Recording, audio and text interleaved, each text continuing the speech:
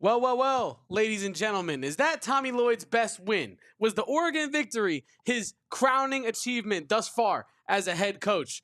We're going to talk about that on this show. And did Arizona unlock the key to defeating Duke in that victory against Oregon? I don't know. We're going to talk about it. What do you think? Drop a comment below. It's the AZ Wildcats podcast. Don't you go anywhere.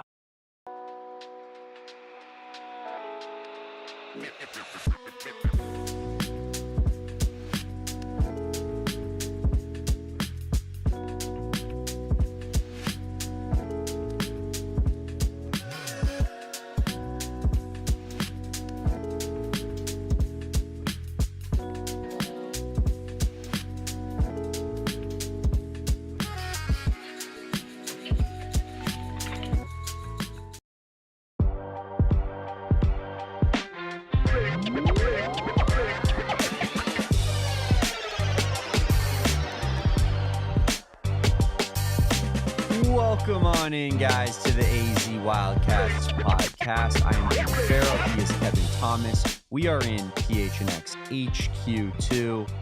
And Kevin, the Arizona Wildcats got the W last night against the Oregon Ducks. The 4 seed versus the 5 seed. And the Wildcats are through to the Sweet 16. Arizona fans, how are we feeling? Drop it in the chat. How did you wake up today? You wake up with just a little bit extra rested? I'll be honest, Kevin. Obviously we closed down shop pretty late last night. For those of you that don't know, it's not really just a pack them up and go home after every show situation for me and Kevin. We got to hang out and tie some loose ends up. Make some more content for you people. Yep. And I was sitting here in the office by myself, Kevin, for a minute. Didn't get a ton of sleep, but woke up just kind of juiced. Me as well. Juiced on life, naturally juiced, Kevin. How are we feeling? I also woke up a little groggy this morning, but sometimes after a big time celebration, after a big time monumentous event, like a big W over your former conference rivals, you're gonna wake up with a little bit of a hangover as well, Damon. And so I'm juiced about the upcoming game with Duke. You are you're the man who always says you're not moved by anything except victories in the Sweet 16 or after that, Damon. So it's officially Damon's season. This is true. In the March Madness tournament. I will say, though, a quick amendment to that, Kevin. I do want to shout out the team's ability to come back from down 15 that early in the game. Oregon has all the momentum. What is it, like 17-2? 19-4? Something in that realm? I think it was 17-4. Yeah. Well, it was 15 points at one point. 19-4. 19-4, yeah. So I think it was 19-4 at one point. Arizona has their backs against the wall. Nothing going in on offense. Not Duke. We'll get into that. Oregon is 3 of 4 from 3, Kevin. And they're losing their mind after every shot. I told you last night, looking at some pictures, like there's a photo of every Duke player, like basically doing the Angel Reese ring on the finger. Every dude on Oregon just like, Yeah, like they're losing their minds. And you were losing your mind too, Damon, dog. You were also in a different sense. Yeah, no. When that 3 hit, I believe it was from Shellstat to make them 3 for 4 from 3. Damon actually physically stood up and did the Jimmy Butler hands on the knees. Oh, yeah, I did bent do over that. looking at the TV are you kidding me? I did. This is how we're gonna go out right now. And it wasn't even 5 minutes in the game. He wasn't giving up, but he was definitely going through it. He was losing his mind in a much different way. Yeah. Because and that's where I'm going with this, Kevin. I haven't seen this team make those comebacks all season. All of Tommy Lloyd's tenure at Arizona in the 4 seasons now, Kevin. And yet the Arizona's strategy is always get out in front, sustain leads, kind of just, bury teams and keep hitting shots over and over again, and eventually that team won't be able to keep the pace with Arizona. But in this game, Arizona, they had the gritty boys had to get gritty, Kevin, and Very they did. Gritty. And it was the grittiest one of the season when your backs are up against the wall, when you need it most, when there's no room for error. And I know that I've said all season that round of 32 wins don't move me, but I do want to say that comeback was I would say at least it was pretty encouraging. For Tommy teams moving forward, because I think that Tommy has now found the formula for what a tough team looks like, right? He didn't have those tough teams his first few years here. Now he has a really tough team in place, and he sees like I forget exactly what he said, Kevin, but essentially just like, get knocked down, get right back up. That's what this team does. Oh yeah, we're a so what, or like Yes, yeah, so what now what kind of team. Like a what exactly. now, so what. That's what it is. Yeah, they roll with the punches, and they're gonna, like, they're not gonna let it get to them. They're not gonna get it's a bunch of Jaden Bradleys. Like I felt like last season, right? Every guy's a KJ Lewis, Jaden Bradley. Well, last season we only had one Jaden Bradley when we were playing Clemson in the Sweet 16, and he showed up, but everybody else kind of folded and crumbled, right? In this season, it feels like we have a lot of guys who have kept it very steady and know exactly like what spot they're in, Kevin. They're not letting the moment get too big for them. And I just got to say that I'm pretty pumped about the team's ability to come back, the team's ability to hang in tight with a really well-coached Oregon team, Tommy's ability to make adjustments against a really well-coached team. And I do think that, leading into the Duke matchup, and we'll obviously talk about this all week, but I think it just gives me a little bit of confidence, Kevin, that this team is going to show up and treat this like what it means. And that's, could be the end of your season against the #1 net rating team in college basketball history, or it could be one of the biggest wins in Arizona program history. So, I agree with you, Damon Dog. Foot on the gas, Kevin. Foot on the gas, foot on their neck, and you're not letting it up the whole way, Damon, until the nets are being cut down at this point. I want to answer Jason's question here in the chat because it kind of leads into what we were talking about with the grittiness of this team. And the grittiness that was missing from this team is you and I, in a little bit of research for this video talking about Tommy Lloyd's best wins of his career, we realized that, some of those past teams were just simply, they're past players now, so I can say it, just kind of soft, like softer teams, right? The softest. More prone to crumbling, right? And I think that what the Big 12 has gifted Arizona basketball is it forced Tommy to focus on toughness, right? It forced Coach Lloyd to figure out a way to go skill and size and strength at the same time, because I think there was a lot of finesse over function in a way with what Arizona was doing before. Let's be honest about it, Kevin. We gave up shooting this year for physicality and athleticism, which 1,000%, yeah. And it's worked out totally in Arizona's favor. And next year you're going to want to try to balance it out. But now you've gotten a blueprint for how to be a physical, hard-nosed basketball team for Arizona. And I did like the ESPN commentators who, not on last game, but like the desk crew, not ESPN, CBS, the desk crew that was like, I think this might be the toughest team Arizona's ever had. They're really not prone to tough teams. And I'm thinking, like, some of the Sean Miller teams were pretty tough. They were. Like, some of the, Like, Definitely. some of the Sean Miller teams are pretty tough. But anyway. Not in the end of his tenure, but from the first 5 years of Sean Miller, those teams were tough teams. I'm not trying to say that Arizona's never had tough teams. Isn't tough? Exactly, yeah. I'm not trying to say Arizona's never had tough teams, but the brand of basketball that is played in the Big 12, specifically for Tommy Lloyd teams at Arizona, is completely different from the ball he was playing in the Pac-12 for the most part, from like a approach to the game standpoint, right, Damon? And I think the Big 12, I said it last night on our post game, but I think it's the right word. The Big 12 fortified Arizona for this March Madness run. It gave them the self-belief, but it also gave them the experience to know that, hey, every game for the rest of the year, you're going to have to bring this level of physicality if you want to beat a team like Houston. If you want to beat a team like Duke, who Arizona's already played before conference play, you're going to have to bring this level of physicality. So, yeah, I think that, honestly, Damon, the Big 12 is what is pushing Arizona through this tournament right now. Because I said it last night. I'm going to repeat myself a little bit here, but the Pac-12 version of Arizona probably folds last night, Damon Dog. You know what I mean? Obviously, the Pac-12 version of Arizona probably doesn't play Oregon. True. But I do agree with you that they absolutely do indeed fold, Kevin, because they just mentally like that. You saw it against, like they folded against Princeton when things got tough. You're down like 4 points to Princeton late. You need a bucket and they're folding. Tabellis is dribbling the ball off of his foot. I think this team is just clearly a completely different level when it comes to that, Kevin. And you talk about the Big 12. The Big 12 tied a record for most teams that it's ever had in the Sweet 16 this year, since a record that was set in 2002 with BYU, Arizona, Texas Tech, and Houston all representing the Big 12 in the Sweet 16. A quarter of the teams, Kevin, coming from the Big 12. And, I really think it could have been more if you had a guy like Keyshawn Gilbert healthy, potentially. I think that really is that big of a difference versus a team like Ole Miss. I know Ole Miss won that game handily, but different circumstances. Like, this conference was unbelievable this year. And I feel like I was kind of ready for the SEC fraud fest, Kevin, all season long, like waiting for the tournament, because I was like, if they get this many teams in, they're bound to have a bad record. That's just the nature of the game, right?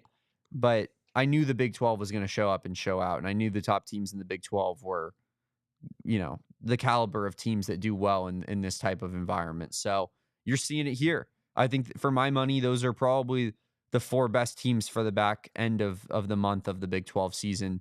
Iowa State falling off a little bit, BYU kind of taking their place. And all 4 of those teams are still left standing, Kevin. Yeah, and I heard this conversation on CBS with Matt Norlander, March Norlander, if you will, brought up a good point, and his co-host also brought up an even better point that, and this is kind of a little bit of a side note real quick. How interesting is it that this is the first year, I think, ever in March Madness, right, with a Sweet 16 with no mid-majors, or what was that, right? Some stat like that, Damon. Wow. But I was going to say that the interesting part about the conference realignment, right, because a lot of people are saying that this is NIL's fault, that a lot of power conference teams are making it and there are no mid-majors in the Sweet 16. I don't think it's NIL. I feel like it's conference realignment because it just makes the teams like Houston was in the American a couple years ago. Arizona was in the Pac-12 last season. You know what I mean? Like there are teams that make it far in the tournament that have moved out of the smaller conferences in lieu of a tougher, more basketball-centric thing. Like who? Like Houston, like Arizona, like I'm not saying that they're mid majors, but I'm saying the American, Arizona for example, doesn't count. But I'm saying like Houston is like there are teams that have moved from smaller conferences into bigger conferences, and I think it's only going to continue in that direction. So that's why like when things happen, like the Maryland travel or no travel. I mean, I was on Maryland and it won me my bet, so I was happy about it. But when things like that happen, right, Damon, like it totally changes things for the Mountain West now. Because instead of Colorado State going on to the Sweet 16 and maybe even an Elite 8, now you're going home before the round of 16, right? And it's less money for the conference. It's less notoriety for Colorado State. So yeah, it's an interesting conversation. Like these big conferences that, yes, it fortifies the teams in the conference, but like at what cost for the smaller schools? It is like an interesting little side tangent to think about as well. Yeah, no, I was listening to someone talk about that this morning. I understand what you're saying. I do get that. I think that in certain circumstances, right? Like if I was to pull up the bracket right now, Kevin, I believe, Houston falls into that category. BYU also falls into that category as well. Trying to see if there's any other teams that have made it here that are not really part of power conferences. Now, all the rest were formerly in power conferences. Here's where the NIL factor comes in, Kevin, and you can maybe digress on why you think it's more related to the conference thing than the NIL factor. But I think for NIL, if a kid is averaging 16 points per game as a freshman at, Lehigh, and then all of a sudden a school in the Penn State comes calling because it's a step above, and, this kid's from Pennsylvania, and they offer him 8 times the amount of money that Lehigh could offer him. Now all of a sudden, we don't have the CJ McCollum Lehigh team when he's a senior because this kid left after his freshman season. He's now at Penn State. He's now a power conference player, and he's getting that NIL deal. I think that it does have. I do think that NIL has had an impact on the ability of these smaller teams to get W's because I feel like they're getting their players picked off their rosters year in and year out. All these players can enter the portal and play right away. So I feel like that's definitely played a part in what we're seeing right now in March Madness because it's all power teams, man. If you look at it, no, it is all power teams. I don't necessarily want to say that it's not at all NIL. I just think that if we're breaking down the pie chart, I think it's more conference alignment as a reason as to why we're seeing more power conference teams in the later rounds of the tournament than mid majors. But I think it's tough, right, Damon? Because it's not like players aren't transferring from the big schools as well. Like it's motion from every direction, and I think it's really difficult because it's totally changed. You're right. It's totally changed the way you team build at the lower tier of the rankings, right? But Damon, I don't know. I know it's kind of a bad answer, but it's tough, right? Because you are right that look at Clayton Jr. for Florida, right? Played at I think 3 mid-majors on his route to Florida. You can please fact check me on that. But I think he played at a couple mid-major schools en route to Florida, and yeah, now he's I'm a sure first-team All-American. Yeah, and he played for Rick Pitino at Iona as well. So just one, but yeah, that's a perfect example, right? A guy like that 10 years ago spends 4 years at Iona, and his senior year, Iona is probably a 2-loss team their entire season, right? They probably get like an 11 seed. They're one of the higher seeded mid-major schools, and they're projected to potentially go far and win a couple games in the NCAA tournament and maybe make a Sweet 16. So I feel like that's a perfect example of a dude getting poached off of a roster and showing out for a school like Florida, who really hasn't been worth much in basketball recently, not Kevin. Since Joakim Noah. Yeah, but yet, guess what? They have a ton of money, right? They get a new coach in who knows what he's doing. They utilize that money properly, and all of a sudden, they're number 2 team in the country for most of the season. I agree. Yeah, I feel like Florida is even like a good example of what NIL has done to college basketball, because Florida hasn't been a team that's really been relevant much at all recently, outside of getting this new roster. And I also wanted to mention, like it like I brought up the pie chart, how like all these variables kind of play into each other. They kind of work together. I don't think it's any one thing right now. That's not what you're saying. But I also wanted to add another variable into this that you've touched on, but we've mostly been talking about realignment and NIL, but also the transfer portal. Ric Flair, woo, says it right here in the chat. What do you guys know about the transfer portal? It's crazy this morning, baby. And you're right. Limousine riding, jet stream flying, son of a gun, you are right. Because I think 300 players as of like 8 a.m. this morning had already entered the portal. I'm sure by now it's 400. I don't know if you can fact check me on that while I'm talking, but that's crazy, man. But hundreds of players, regardless, hundreds of players have entered the portal this morning, Damon, just as soon as you could. And so I think that's a huge part of it as well. And the NIL is what it is. It's going to continue to get crazy unless there's some sort of rules and regulations imposed on these things. But I also want to say that a team coming and poaching your player, or a team coming in and trying to renegotiate with your player, I don't think would happen nearly as often if there were more stringent transfer rules, regardless of NIL, right? Because back in the day, you like if it was a high school player, like let's say you were a mid-major from a small town, and you were recruiting this 4-star guy to come to your school, and he's kind of in, and then all of a sudden, big school from up the street gives him a brown paper bag with a couple thousand in it. Back in the day, under the table, no one knew about it, but that's pretty much them coming and poaching your recruit for NIL, right? And so I feel like it's always kind of been like that, but I think now that you can transfer and you can combine it with NIL legally, right, in the open, I think it's totally made it the Wild West, right? Because now players can transfer every year, the upward mobility every year. If you're balling, you see it with a guy like Store at Kansas. He totally could have stayed where he was at. I think it was Wisconsin, right? He totally could have stayed at Wisconsin and been the guy at Wisconsin. But you get the bag and you go to Kansas. Maybe you try to compete for a natty. It didn't work out like that.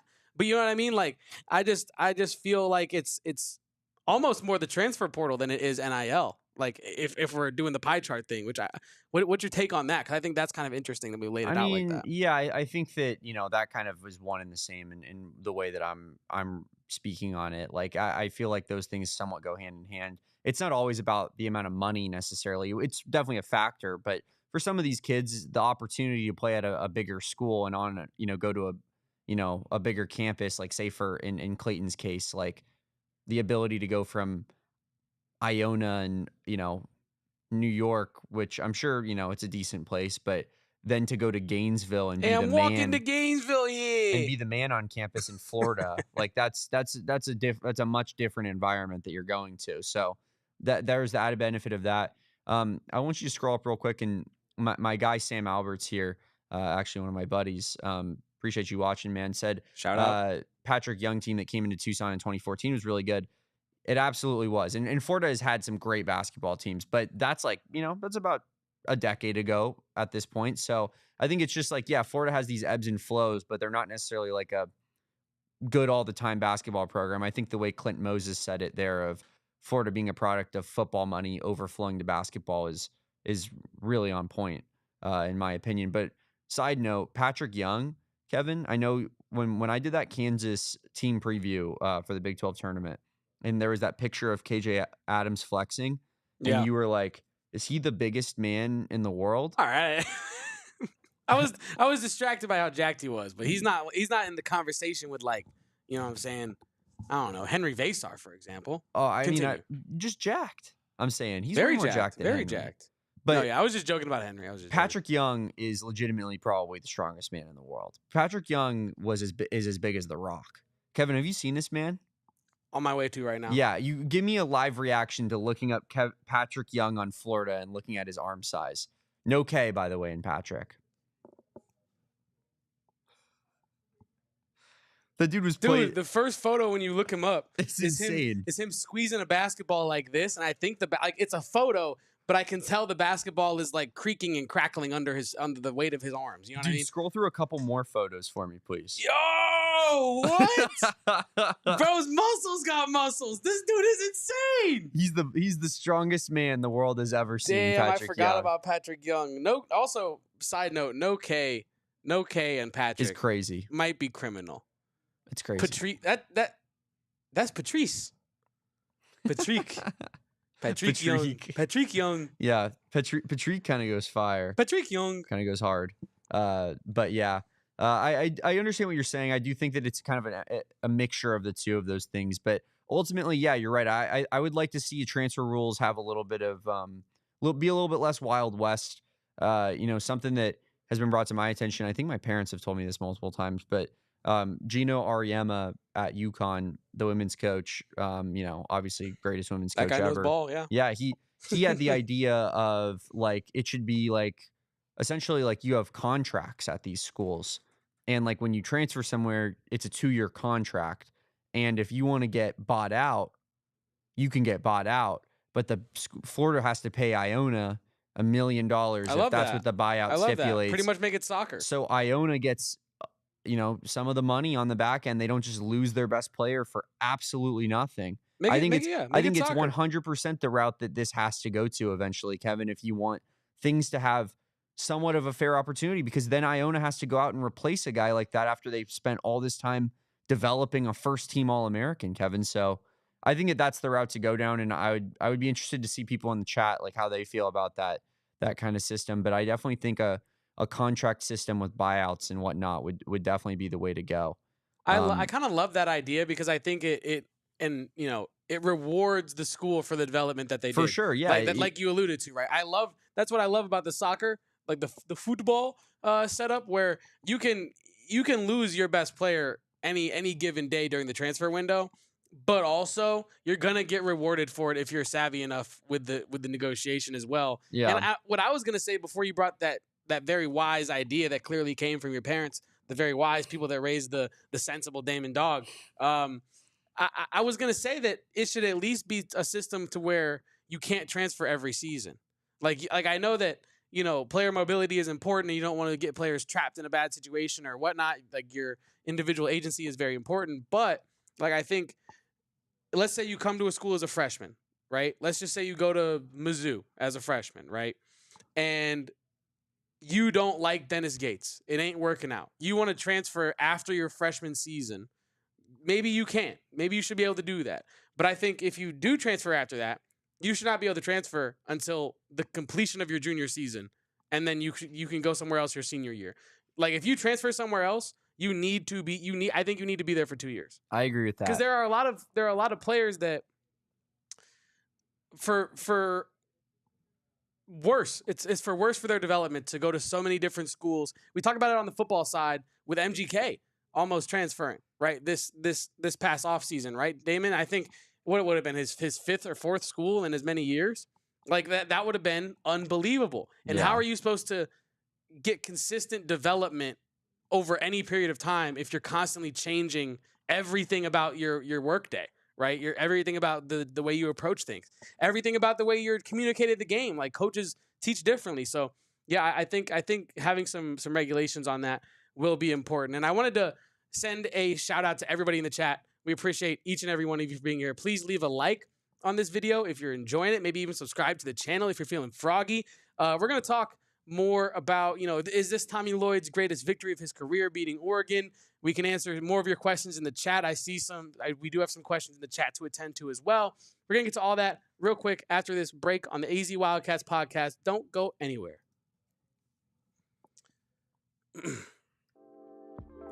But first, Kevin, let's talk about our friends over at Gila River Resorts and Casinos. I love Gila River, and right now, guys, they have a great thing going on over at the Upper Deck Kitchen and Bar. They turned it into a sneaker lover's dream from March 20th to March 30th, and it's not just any sneaker lover's dream. It's Mike Bibby's sneaker collection. So for Arizona fans that are maybe, looking for something to do in this next 7-day window, why not head over to Mike Bibby's exhibit, maybe meet Mike, shake his hand, talk a little bit of U of A hoops with him, and then look at all the shoes that he's worn throughout, the entirety of his high school, collegiate, and professional basketball career, a storied career at that, and, a national championship career, Kevin. So Arizona fans, make sure you guys get out there, support your guy, Mike Bibby, support Gila River Resorts and Casinos, my favorite place to do any sort of gambling. My favorite place to go watch concerts, hit the spa, hit the pool. Have a nice bite to eat. Get a nice bite to eat. Maybe do some drinking. Gila River has it all. It truly does. Perfect place for a staycation here in the great state of Arizona. So head on over. My favorite location being that Wild Horse Pass location. So head on over to this collection. Check it out March 20th through 30th. The link in the description below. You do you at Gila River Resorts and Casinos. Visit playatgila.com for more details. And if you want to get a bite to eat somewhere else, maybe you already did your gambling at Gila River, you already got to the Bibby collection, you want to have a bite of pizza, head over to our friends at Spinato's. It's the place to be. Not only if you're a Suns fan, but if you're a ZA fan, a pizza fan, you know about Spinato's if you really love you some pizza. Because it's the best pizza in the valley, y'all. We've had it multiple times in the office. I love their crust. I love their pepperoni. Their pepperoni is fire. I'm a pepperoni aficionado myself. I like their sauce as well. It has a nice, unique taste to it. It's the official hosting, partner of the Phoenix Suns, so you can watch parties there for the games with the gorilla and the dancers and all that. If you got a little jumper on you, you know what I'm saying? You can participate in their horse contest where you spell pizza because they don't really, not really associated with horses at Spinato's. So you get all the info on watch parties and pizza basketball contests at Spinato'sPizzeria.com. Spinato's, the official pizza of the Phoenix Suns and the official pizza of PHNX. So if you're thinking pizza, you should probably be thinking Spinato's. Spinato's, they notoriously do not sell horse. That is a fact. They don't even associate with horses. It's a fact. You're not going to find a single Clydesdale within a mile of Spinato's.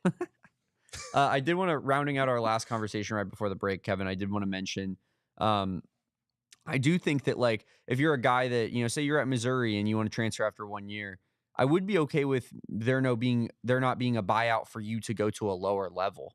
Like, say if a player wants to transfer to a lower level because the spot that he's at is just a little bit too difficult, and maybe other schools know that, so they're not necessarily breaking down doors to try to get this guy to transfer. If he wants to drop a level, go to a Group 5 school or even smaller than that, like, I feel like that should be allowed without a payment to the other from the smaller school to the bigger school. But if you want to move up a level, now, or stay within Power 5 but go to another school, which is typically probably moving up a level, I think you have to pay that money. Big T says Texas has a lot of NIL money too. Miller would do very well there. I agree. Should we answer Trevor's question while we're on this? Yeah, sure. Thoughts on Sean Miller to Texas? That is Big T's thoughts. Damon. Yeah, I didn't even see Trevor. Sorry. No, you're yeah, good. No, I was lobbing you up. I knew you didn't see it, so I was like, let's just tackle this while we're already on the topic. Yeah, I was just gonna say, Sean Miller at Texas now confirmed. Kind of was reported yesterday, confirmed this morning. I think that's a good fit for Sean Miller because we saw what he did when he was given top level resources at Arizona. Texas is not Arizona when it comes to basketball. The expectations are high given you're at Texas, but not nearly as high as they are at Arizona. And if he can just be competitive in the SEC, use that NIL money well, and then go on a run one out of every 3-4 years at Texas, I think that we're going to be looking back and be like, that was a good fit for Sean. I do feel bad for Xavier fans. They've now lost him twice. Yep. Speak on it. But Preach. I do think that with that Texas NIL money that he's gonna do pretty well there. I saw a really funny meme about that I can't talk about on air, Damon, but I did see a funny clip from the Hangover movie about Sean Miller obviously just saying his goodbyes as anytime he got the chance when a big school comes calling. But no, in jest. I'm actually really excited for Sean Miller, Damon. I think it's going to be I think that he could be there for quite a while, Damon Dog. I think he could really find success. I agree with Big T. The NIL money is going to be a huge help. Sean Miller already obviously, willing to shell out some money for some players, Damon Dog. So I think he's going to do very well at Texas. I think it's going to be exciting to watch as a, I think most Arizona fans still, support Sean Miller, even though he's no longer the coach at Arizona. So yeah, I think we do for sure. I'm excited to see what Sean Miller can do at Texas. I think he's going to do big things there. I don't know how big of things, but I'm excited, Damon, for that. Yeah, I definitely am happy for Sean Miller, and I do think that like the way that things ended out at Arizona were in large part not really his fault. I think a lot, or I guess it's kind of it's a weird conversation because I think everybody was doing what he was doing. So I don't think that makes he's not worse than everybody else because he got caught. You know what I mean? But yeah, I agree. At the end of the day, like I do think that stifled his progress and his momentum. All of that stuff coming out pretty much was the end of Arizona basketball for what we knew it at that time and in that time period. So shout out Sean Miller, good for him, and it's funny he beats Texas and then they give him the job. That's ends Texas' season. They go, we want that guy. Yeah, give us that guy, Rodney Terry. I mean, you got outcoached by that guy. I think we're just gonna go pay money and get that guy. I want to address Ric Flair's comment here. Woo! Why can't we have both physicality and shooting? Please address that. I think here. I want to address. I'll let you give a smarter answer, but I'm gonna give a stupid answer, Kevin. Okay. Because you can't have the Boston Celtics as your college basketball team.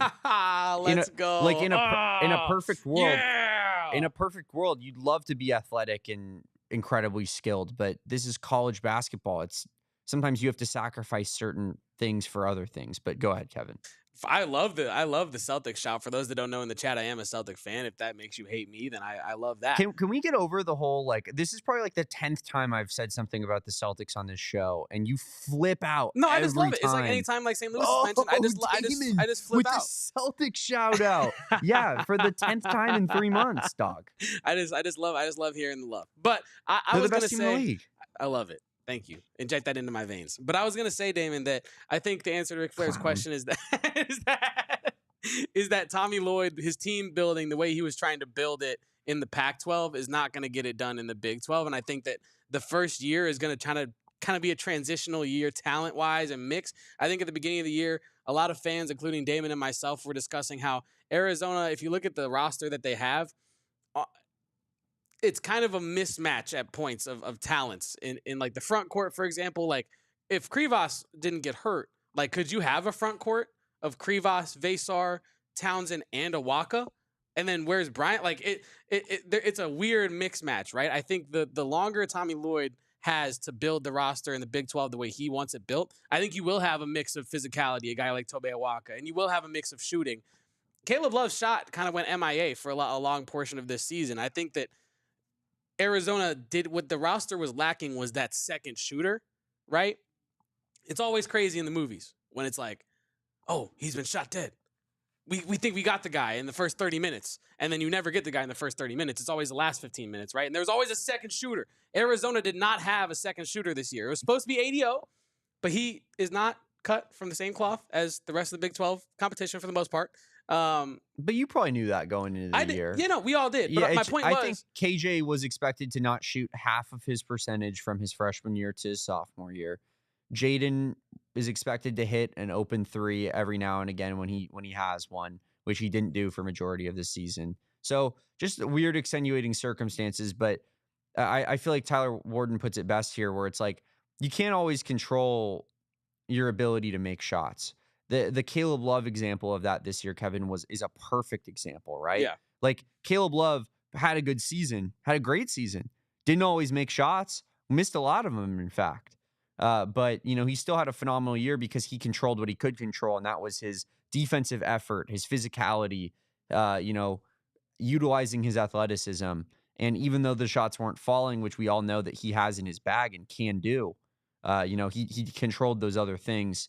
So I feel like, control the controllables and being a physically imposing team, being a defensive-minded team. Like if Boswell, not to cut you off, but like that is like Boswell, I know we all feel a certain type of way about Kylan Boswell. Oh yeah, but for sure. If but Boswell was the player he was supposed to be, the prototype of Kylan Boswell is exactly kind of what you need in the Big 12, right? Like a tough, kind of gritty, physical point guard who can make plays, low center of gravity. Yeah, not scared to take the outside shot when it's a big moment. Like it didn't work out for a variety of reasons, mostly related to his decision making off the court. Which young man, like he's going to make mistakes, and it was unfortunate he made those mistakes. But I think Trent's on the money there, and I also think you and Mr. Tyler Warden were on the money. With you can always control your effort and your physicality and your attention to detail to the game plan, but you can't always control your jump shot. Yeah. And so, yeah, I think that was a great point, and I think your explanation of it was really good as well, Damon, on that one. But we got to talk about if that was Tommy Lloyd's best win ever. We're 35 minutes in, and we haven't talked Tommy Lloyd's best wins of all time, Damon. So do you want to set this one up for us? Yeah, I brought it up on last night's postgame show, kind of in the moment, wasn't pre-planned at all, but I was just got to thinking, and I was like, is this the best win of the Tommy Lloyd era, given the fact that, Arizona was playing a good team, playing an elite coach, playing a team that they were down 15-2 early, and they had the ability to come back and win the basketball game with the backs up against the wall in the biggest moment of their season, right? So I think personally, in my opinion, I think it beats out that TCU game from Tommy Lloyd's first year in the round of 32.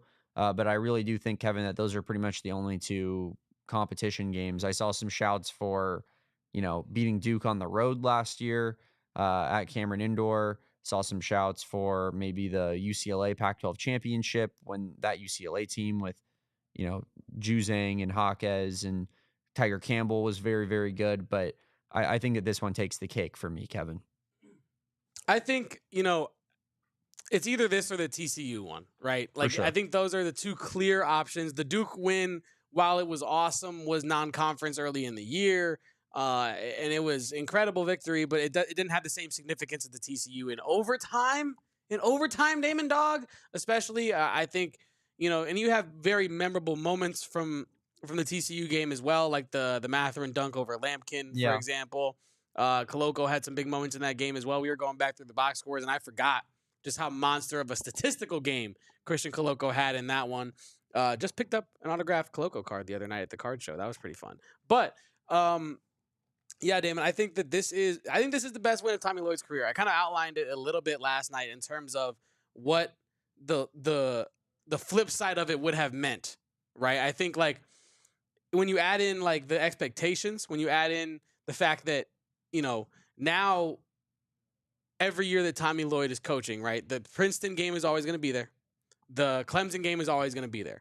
So if you lose to a team like Oregon, I think some fans would feel, Dana Altman, hell of a coach. Like you probably could have won that one, but oh well. But I think a lot of fans would feel, how did you let that one get away? You're the more talented team. Dana Altman, great coach, but I thought you were supposed to be this great coach, Tommy Lloyd. And so I think that when you combine that with the overall coaching job that Tommy Lloyd has had this season, which might be his best, when you look at the talent, we just outlined how kind of mismatchy it's been at times. The shooting was never there. Him figuring out how to have a top 15 offense with the lack of shooting is unbelievable to me. And I think that him coaching this team through the Big 12 the way he did, leading him to this point at Oregon. Now we've reached this point at Oregon, right? For you to get punched in the mouth by 15 points in the first 10 minutes of this game, Damon, to get your team to have the self-belief and the belief in the system, belief in you as a coach, to stay the course, to keep playing physical. We saw it with Iowa State. Iowa State got punched, and I'm not trying to be too dramatic, but they gave up. Like their shots weren't going in, and the defensive effort went out the window because of it. Yeah. Arizona's shots were not going in, and the defensive effort went up. Damon Dog. That's not just a player thing. That's also a coaching thing, right? And it is a player thing as well. Most of that goes to the players for fighting through that and being locked in and getting out there. But yeah, I think this is Tommy Lloyd's best win from an all-around, like when you look at it holistically, I think it meant the most because now you set yourself up for an opportunity to really cement yourself, like with this Duke game, right? If Tommy Lloyd is able to go out and defeat, John Shire and Cooper Flagg and Duke, I think that is a huge, huge feather in his cap forever, right? So I think And that can't happen that was his biggest win, Damon. That can't happen without last night's W. Correct. If that does indeed happen. That's what I'm saying. Yeah, no, that's why I think when you look at when you look at it holistically, not in a vacuum for like whatever one game was, I think Oregon was the biggest win of his career, and they're only going to get bigger throughout the next couple weeks if he keeps advancing. So I do agree with you that I think some fans would have been like, that's Oregon. Dana Altman has this team peaking at the right time. And sometimes you just lose games, and there'd be some fans that would be okay with it. Not most, or certainly not the loudest section of this fan base. Most would be upset. It does matter to me more how you look in the process. If Arizona got off to that 19-4 deficit and then completely crumbled, Kevin, and just let it just a 30-point L, like at the end, with your season on the line, I think that's where fans would then start calling for Tommy's job. People would be very, very upset about that. But, thankfully we don't have to talk about that. Thankfully all we get to talk about is the W. And I do agree with you. I think it's TCU or this one at the end of the day. I know other people in the chat are saying the same thing. The TCU game, like you said, might have a little bit more memories to it, just with that, how crazy that Matherin poster was, just kind of the villain that was Eddie Lampkin, because I'll never forget Eddie Lampkin because of that game. And, just all that was going around it. But I don't know, man. Something about last night felt special.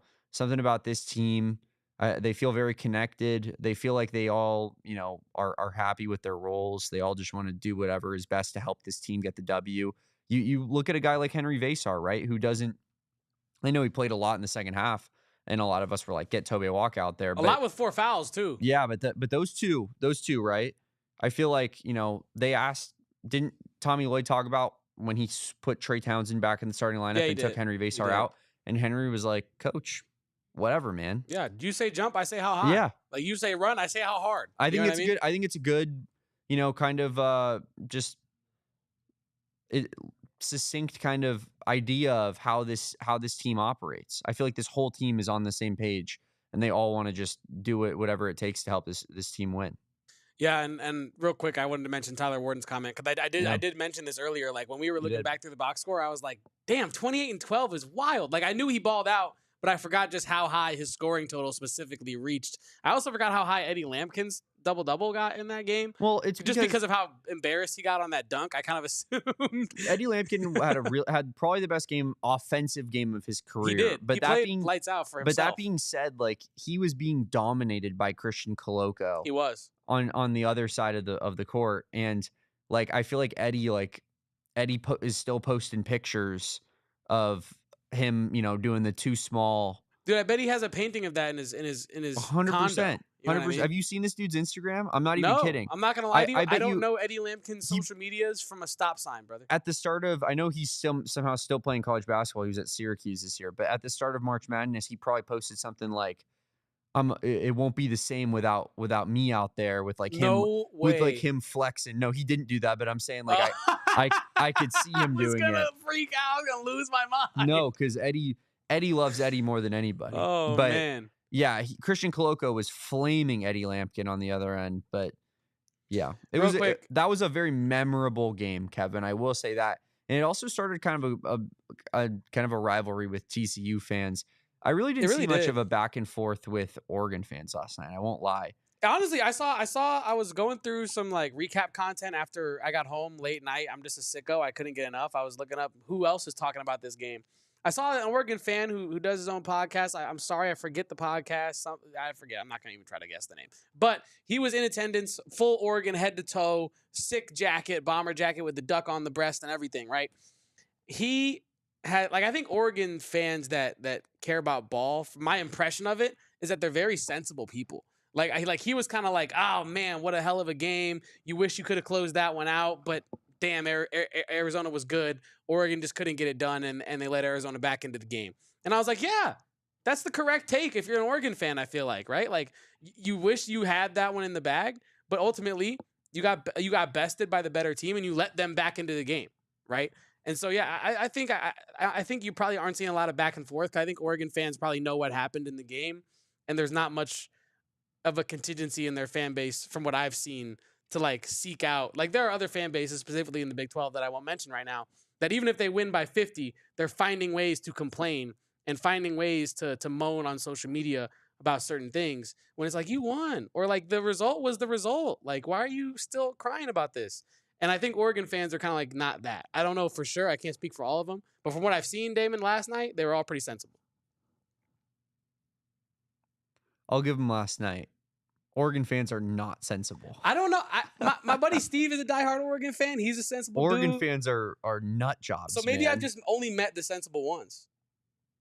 Maybe. I got to meet some crazy Oregon fans. I got to go back out those ways. I've been out to Portland once. I got to go back out there and maybe I'll meet some crazy people. I don't mind Oregon fans really. I again, like when I say like nut jobs, like I'm not really saying it in the way of like bad people.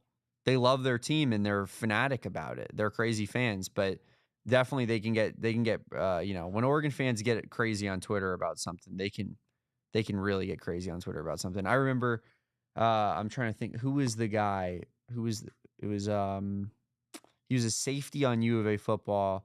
His name was Tristan something. I don't know why I'm blanking. He was a starter probably about 2019, 2018.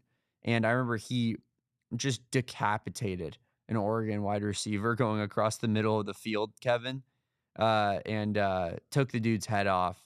But it wasn't flagged. He wasn't ejected for targeting. And it was when Justin Herbert was at Oregon. Arizona won the game. And then I remember like Oregon fans were like, just like in the dude's Instagram comments, like on every single comment of every Arizona football video that had ever been posted of him. And they were just losing their minds, like being like, he should never play football again. And I was like, these people are.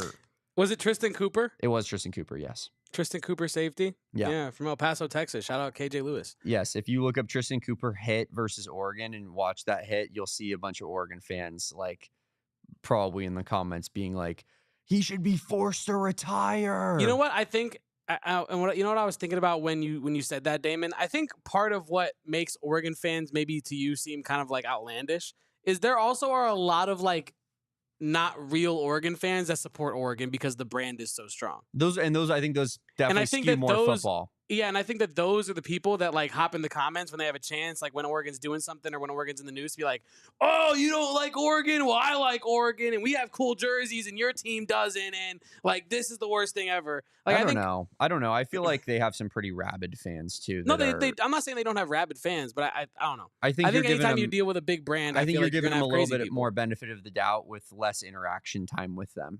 That's what I'm saying. I need more reps with Oregon and I'm fans. saying I've been in the trenches, Kevin. Send them my way, Damon. Send them my way. I'm having a 50 caliber machine gun has been shooting at me for 10 years. I'm sitting here in my trench, and you're trying to tell me, hey, the weather's nice today, huh? Damon's like, what? There are clouds? I didn't even see. I thought it was. Oh God, I thought it was smoke grenades. It's 1917. Isn't France beautiful?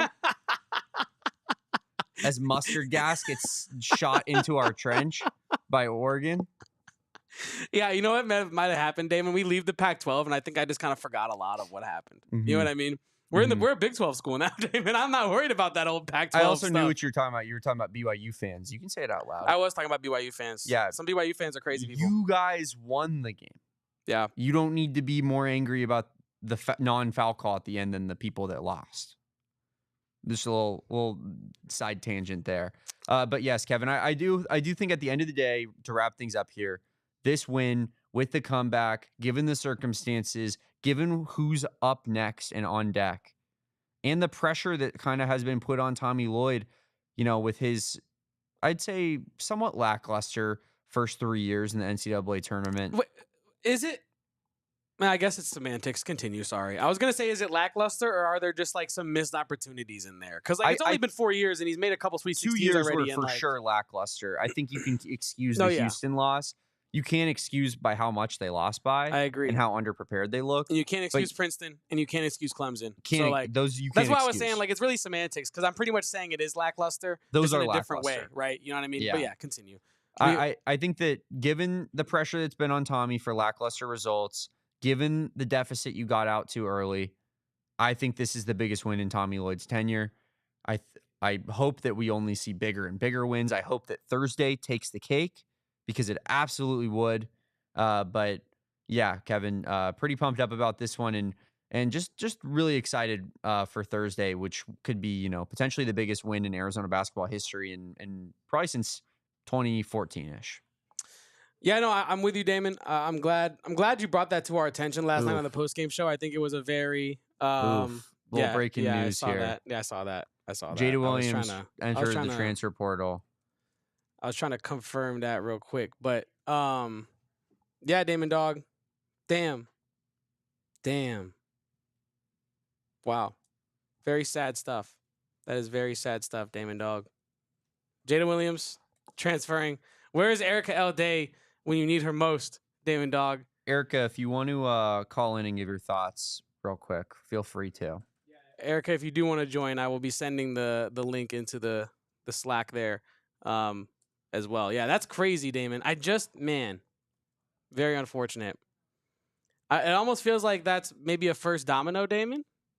Like in a way, like if you're, I don't know, I kind of want to be careful about it, but like if you're a Dia and you're trying to stay and have a job, yeah, losing your best player, or maybe not maybe your best, but like losing your centerpiece player, doesn't really help you do that. And so it makes me wonder if there is more coming behind this one, Damon. But yeah, Damon, if you could actually, I don't know. I'm gonna read this her statement here. Jada Williams on X posted, after careful consideration, I have decided to enter my name into the transfer portal and continue my journey at a different school. I'm excited to see what God has in store for me. I'm forever grateful for the opportunity to play for U of A, and I appreciate all the love and support Tucson has shown me over the past 2 years. Signed, Jada Williams. Very sad to see Jada Williams go, Damon dog. An incredible player. And also like a player that just like plays with such fire and like intensity. Yeah. Kind of honestly belongs on the Gritty Boys side of things. You know what I mean? Just like that, like she brings that intensity and that grit to each game. I always feel like Jada Williams was never saying die in any of these games as well, always playing to the last buzzer. It felt like so. I agree with Tyler Warden here and what he says, as I find myself often doing. It certainly does. That was my first question. Like, it feels like the first domino in that way, right? It certainly does feel like the beginning of the end here for Adia Barnes. If she was to come back next season, given what she's making, being around a top 10 highest paid head coach in women's basketball, Kevin, I think Jada Williams and Brea Cunningham in particular coming back next year were somewhat of musts. And now, unfortunately, you lose Jada. Brea played with Jada in high school, really good friends. You'd have to assume she's next. And with losing those, I don't really see the path for Adia staying at her current salary. So yeah, a sad day. A sad. I don't want to say a sad day, Kevin, because it's a happy day, and I want to keep it a happy day. Sad moment in the day. It is sad a moment sad in the blip day. in a very otherwise joyous day. Well, but yeah. I mean, and you talk about and you want to talk about my friend Jada. The first? Damn. Yeah, your friend Jada. I just picked up a Jada card the other day too, man. I was telling you about that last night. I was so hype about that, man. But yeah, really unfortunate stuff with that because you look at what's going on, up the road there. P. Hoff said it here. Molly Miller joining ASU, and I didn't even think about that right now. The program seemingly going in a completely opposite direction as to where it was just mere years ago, Damon dog. Like what? When they were in the mud and we were top 3 years 15. ago when Arizona was in the national championship game with Ari McDonald and that great group. Tough. Robert said it here in the chat. Adia probably gone. Whole program is stale. I think the program does feel stale, right? Like it feels kind of like a rinse and repeat at this point of what's going on with the roster year over year, and also like it's an interesting layer to all this, Damon, because if Adia Barnes is let go, and Erica saying that she's about to crash out, but if Adia Barnes is let go, Damon. I'll start here. It feels like the reason you keep Adia Barnes is to keep butts in seats for Arizona women's basketball. It feels like Adia Barnes has built this fan base up and has been a reliable face that the fan base can look at and understand and resonate with for a while now. And it feels like for a long time, but it hasn't really been a long time. And yeah, if you do make the difficult decision to let her go, what does that look like? Where does the program go? Where does the fan does the fan base stay? Like, I think, there were questions this year about Arizona fans abandoning Arizona football after a disappointing season. Will there be fans that, I know the women's basketball crowd is a little more diehard in that way. I think there's like less casual women's basketball fans. I might be wrong, but it's just, it feels like this might be the first domino in a set of dominoes that results in the Arizona women's basketball program kind of entering a little bit of a dark age for a couple years there until they can get it figured out. But maybe not. Maybe somehow it gets turned around. But I just don't. I don't see that road, right? Like, I don't see that exit off the highway yet, Damon. I don't know. Like, maybe you feel differently. Maybe Erica, after she calms down from her incredible crash out, will have some sage wisdom on it. But like, I don't know, Damon. It feels as though that was the first domino. Oh boy. Let me get this set up. Fiery, guys. But what do you think, real quick, about that? What I just laid out with maybe being the first step towards the dark ages here. I definitely think that we're kind of somewhat trending in that direction. I will say, though, that I think that the resource allotment at Arizona, while maybe it needs to be a little bit less, Kevin, and that's part of the reason that they're thinking about moving on from Adia, because she's being overpaid here. It does go to show, though, that Arizona does, in fact, have elite level resources that they can divvy up for women's basketball if need be.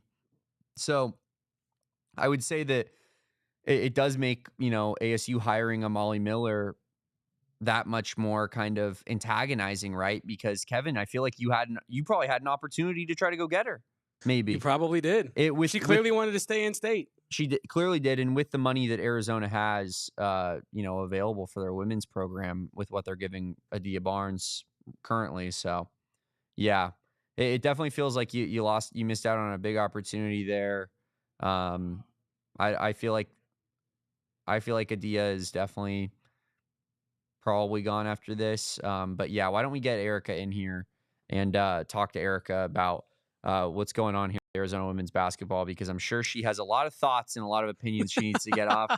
Hi, Erica. It was a good day. It was a good morning. It has now become a bit of a sad one, and as the great Johnny Venerables once said, "What does this fresh hellscape have for me today?" Yeah, what kind of fresh hell? What does the hellscape that is women's basketball at Arizona have for us today, Erica?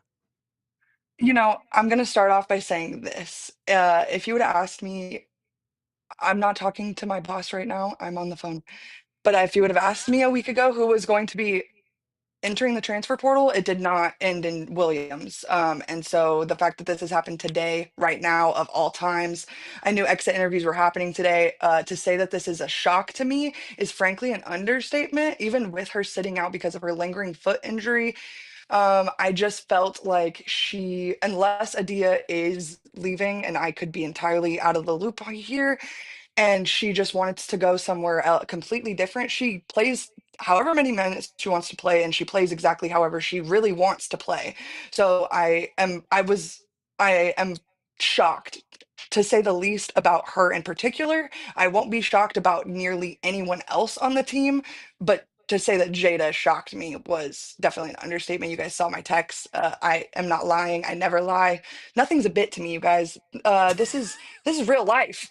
This is real life. Erica L. Day absolutely going through it.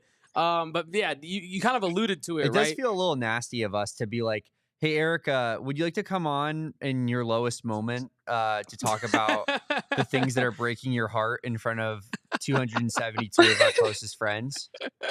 I actually do have a tear forming up in my eye about it, but no, I mean, I mean this in the most polite and kind way possible. It's fine. It's not the end of the world.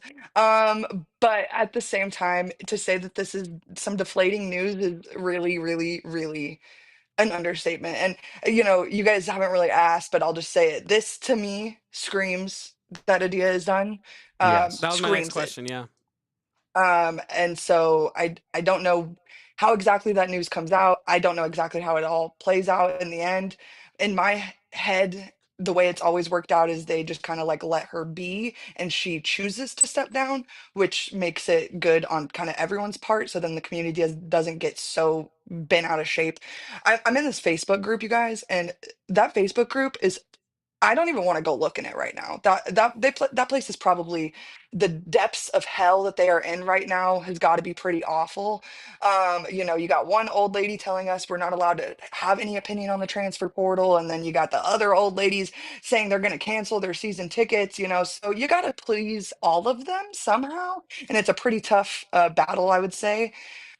I'm going to be honest. I know that everyone is around surrounding ASU is so excited about Molly Miller. I get it. I don't think we missed out on that train. Congratulations to them on their ticket to relevancy. I think it'll last approximately 1 year. And oh, Fire us shock. Oh, up! all the wait. All the people that are super excited about the women's basketball coach are really excited about women's basketball. I'm sure that's exactly what they're all super, Call them out! super Call them out! excited about, which is why I've seen post after post on college basketball Reddit talking about Molly Miller. That's crazy. When I'm seeing ASU women's basketball on college basketball Reddit, y'all have lost the plot. Okay? But anyways, so I'm just going to say I don't think that everyone is, bent out about the right things. The reality is, and I will scream this from the depths of my pit of hell, um, Arizona is probably never going back to a Final Four with women's basketball. And so the reality is that Adia Barnes is paid too much. The expectation has to be brought back down to earth, and it can't happen as long as she's paid 1.1 or $2 million a year. Like, as long as you're paid that much money, we're gonna want to go somewhere. Period. And that's fair. So she's got to Yeah. go, and I guess that means the whole team's got to go too. Which it hasn't happened yet, but I'm just gonna go ahead and mourn the loss of Brea Cunningham now. Yeah, that's I where I was going next. can't. I can't. Yeah, you guys can really tell that this one's really got me sad, worked up to say the least. I was gonna ask you, Erica, because Damon and I were talking about this right before you hopped in, about how I was kind of saying, like, this feels like the first domino in a domino set that ends with a dark age for Arizona women's basketball, almost in a way where, like, if you don't, like, the next hire, if it's not Adia next year, the next hire has to be really, really on the money. Like, it has to be really good, because and this is where I wanted to ask you about it, because you have a much better feel with these kind of things. Damon and I were pondering, if Adia is let go, where does the fan base go? Do they stay? Do they leave and wait it out? What does the attendance look like? Because I think part of the reason you keep an Adia Barnes for as overpaid as she has been, respectfully, is because of she makes it back for you on the back end with the ticket sales and the interest and the general discussion in the Tucson about the team. Where does the fan base go if Adia Barnes and Jada Williams are missing? Maybe possibly even Brea Cunningham from next year's team. I- I'll be honest, like I think attendance is going to drop pretty significantly. This was a pretty good year for attendance. I think they still beat their season ticket record, but it's not like normal where they have a lot of walk-ups and things like single game ticket buyers. I think had to have significantly dropped this season, but season ticket holders were still very loyal. And I think you'll see some people that stick around, but I really, really don't foresee the general community that is bought in on Adia Barnes sticking around to just, especially if the whole team goes with her or just somewhere else in general. And that's not to say like that the community can't be bought back into the program, but I think the community would have to be convinced with the hire, whoever it is. And it honestly kind of has to be someone kind of like Adia, where she's willing to, not only invest her time, but also her family into the community. It has paid dividends for her over and over and over again. And so I think it has to be someone that's willing to, I hate to say it, but get out in the community and show their rear end a little bit to get people out to the games, because the reality is the expectations have to stay lower, or whoever is going to be moved into that position in the end anyways is just going to fail anyways. I will say, in terms of fan support, though, I think it does. Adia has shown, and if this is the end of her tenure here, a lot of positives come out of it, from the height of success of this program to showing what the ceiling of, this fan support looks like, where Arizona women's basketball fans are some of the best women's basketball fans in the entire country. And, you saw Adia kind of weed that out of this group. So I don't want to say that like it's going to continue or we won't see any fall off, but I do think that people in Tucson love their basketball. They're invigorated by basketball. And if Arizona can hire a coach who has a little bit of juice to them, a little bit of oomph, right? And they can, like a Jed Fish, and they just say and do all the right things, even to the point where maybe it's a little bit annoying. I think that they can still see levels of success from an attendance standpoint that we would be happy with. But I at the end of the day, winning factors more into that than anything. I'm just worried because like Jada is just the first, guys. Like, Yeah. I don't know if you guys are familiar with this girl named Lauren Swan. I want to say 3-time Big 12 Freshman of the Week. Yeah. She's a Yeah, beast. 2 in a row, right? I just, I hope to come back tomorrow and that like this was all this the morning was for nothing. You know what I mean? It was just It it was was all a one bad dream. exit interview. Yeah, it was one bad exit interview, and the rest of them went so well. But I have very low expectations right now. So Let me put a dream scenario into your world, Erica. We hire a new coach, young, fun, energy, bringing the whole gang back. Maybe not the whole gang, but bringing Lauren Swan, bringing Jada Williams, bringing Brea Cunningham, and just kind of getting the more high potential players back on the roster. And it's not impossible. Brent Brennan damn near did it. if that happens, you can catch me outside the McHale Center barking for 8 to 10 business hours. You know, I do. I'll be thrilled, but I don't. Again, Damon, you talk about what doesn't satisfy you in a Sweet 16. You know what doesn't satisfy me? Not going to the tournament, Yep. losing all your players, having a Yep. crappy coach that, talks about how they just went out with no intentions of winning a tournament that they accepted an invitation to. So, if I can get out of the depths of hell here, I'm willing to do it. If I have to go out and recruit myself, so albeit, I'll do whatever it takes. You know what I mean? And no one's more 100% you committed to would. this particular bit than myself. I like that's the same way for me with like football. Is like there are times where like especially under the Kevin Sumlin years, when I worked for the team, and I could just tell that there was such an apathy surrounding the program where I was like, do you guys want me to recruit? Because like I genuinely will Right. put in more effort and do a better job of that right now than you guys are willing to. I know for a fact that if you tasked Erica with being in charge of this women's basketball program, it might not work out, but she's damn sure going to give everything that she has. That's a fact. It might not be everything. good, but it's gonna be impassioned. Oh my God. The radio shows would be so good. Like, It would also probably be what gets you fired in the not too True. distant future into your job. But Ric Flair in the chat wants to know, Erica, what does U of A contribute to women's basketball NIL, which is an important question, because I was wondering if they do hire a new coach, if Adia Barnes is let go, do you think that the new coach would get more, less, about the same NIL support, and how would that kind of play out? I think it's an interesting question to really think about because, for example, Jada Williams has a Porsche that is sponsored by Chapman Porsche, as I want to say, whatever. Sorry, Max, about that. Please don't yell at me. But this Porsche, I'd be kind of interested to know what's happening to the Porsche now, first of all. But second of all, that deal, to my knowledge, was kind of set up and negotiated on behalf of her by Adia. And like a lot of the NIL deals have been through Adia. And so if the person that's setting all of that up is gone, it's safe to say maybe the community isn't gonna be supporting the athletes anymore.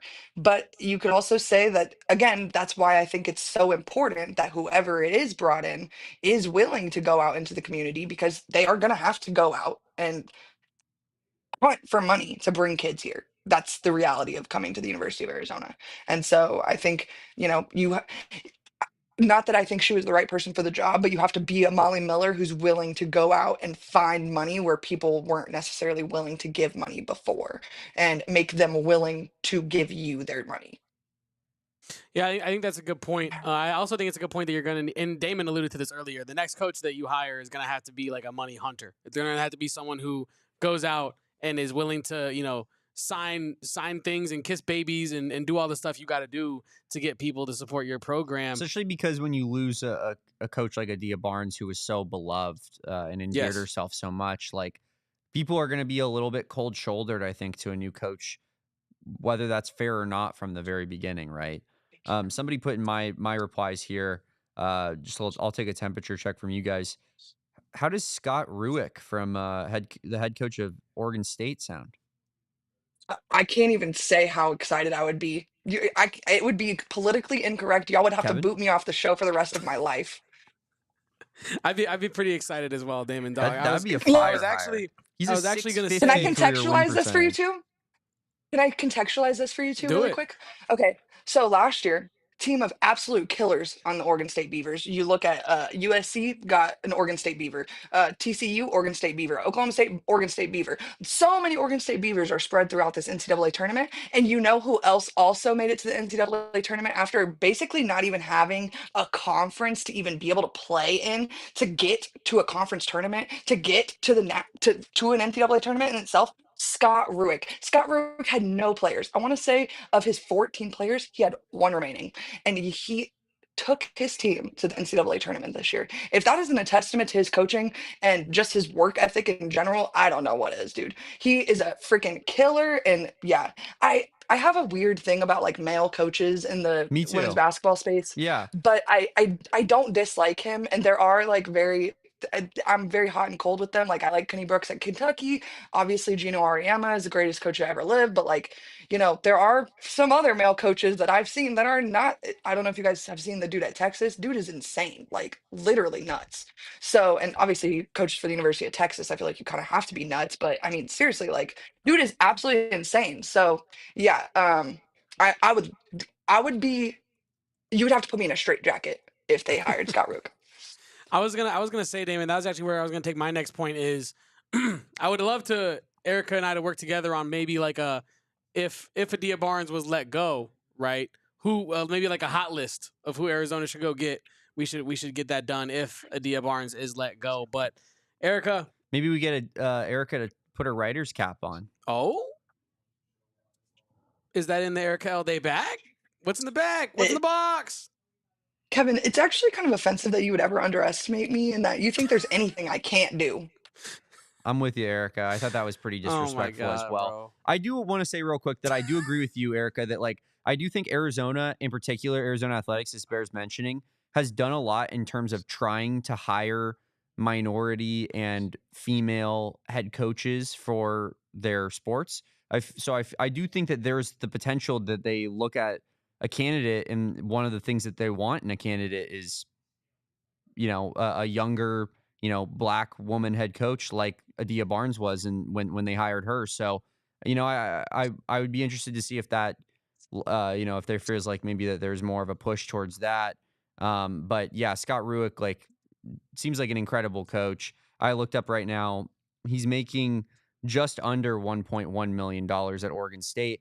I wonder if that's realistic for them to continue to pay, given the state of their football money right now and their athletic department. Maybe Arizona could come in and even kind of match that and do better, because Oregon State might not be able to kind of sustain it. But go ahead.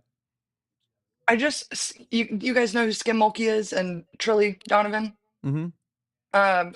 He just tweeted out that players on teams with no coaching changes or non-grad transfers are not yet in the portal. It opens tomorrow for women's basketball. It's almost like a hey reminder, like these people aren't really in the portal, which almost leads me to believe that there is no coaching change coming. Like it's just a weird time tweet because obviously Jada Williams is definitely the biggest name in the portal today, and it's not official, but I'm so interested to see how this all plays out, because Can I give if you a there is no coaching change, and Jada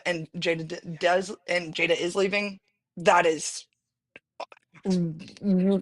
I should set the world on fire, you know? can I throw a crazy name at you? Our guy Trevor Begay in the chat wants to know Diana Taurasi or Sue Bird as possible next coach of the U of A. I'm taking Diana Sue. Taurasi as a coach. I'm in. You can sign I'm me taking up. Sue. I'm taking Sue. She's more calm and collected, you know? No, I feel I'd like she rather could have really, Sue. But it'd I be think just, entertaining to see DT down there. Yeah, true. Absolutely losing her mind at times. Give her the pill. Give her the rock.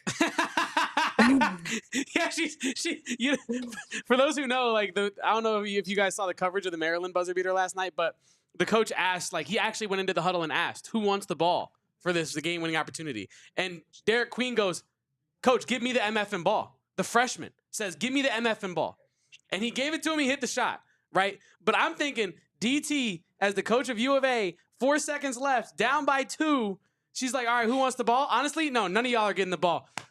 Give me your jersey. I'm coming in. Kevin, I'm more envisioning Set a flare like screen. I'm going to the corner. There's like a miss, and she's like, "What? You think this is hard?" And then she just like dribbles up in somebody's face, crosses them up, takes it into them, contact and one. You know how like coaches when they call a timeout will like pull a player aside and be like, "No, when you set the screen, you gotta be here. You can't let him shoulder you." Yeah. DT just pulls a player aside and goes, "Guard me.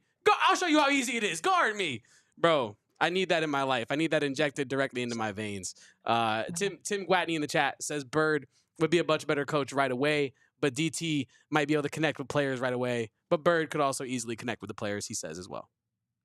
But yeah, Erica, any other thoughts on the immediate reaction to Jada Williams transferring, possibly indicating news coming down the line? But where's your head at now that you've had a little bit to talk about it? I feel like this is the most pure version of Erica you guys have honestly ever gotten. I Uncut. feel so yeah. Frazzled doesn't even do the situation justice. I knew it was coming, but damn, like 1 o'clock in the afternoon, like I'm about to leave the office. I'm about to go to the grocery store on this fine Monday afternoon, and prepare for the spaces. And here we Bang. are.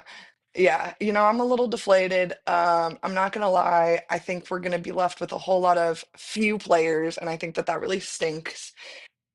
I hope the last thing I'm gonna say is that if all of these players are leaving, is that I hope it's worth it, and that whoever is hired, or if she does stay, and just that the situation changes. Obviously, there's been locker room issue after locker room issue after locker room issue. I'm almost tired of even like thinking about locker room issues with this particular team. And so if those end, I don't care who transfers. I don't care who transfers in or out for that matter, if I never have to hear about another locker room issue ever again.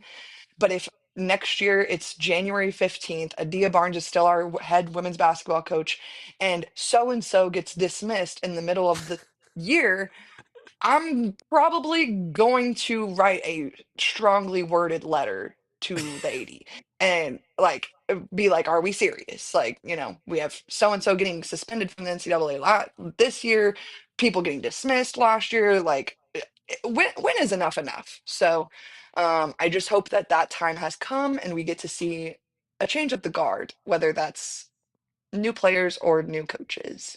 I'm hoping for change. Well, Change you will get, Erica. Yes, Change you will get.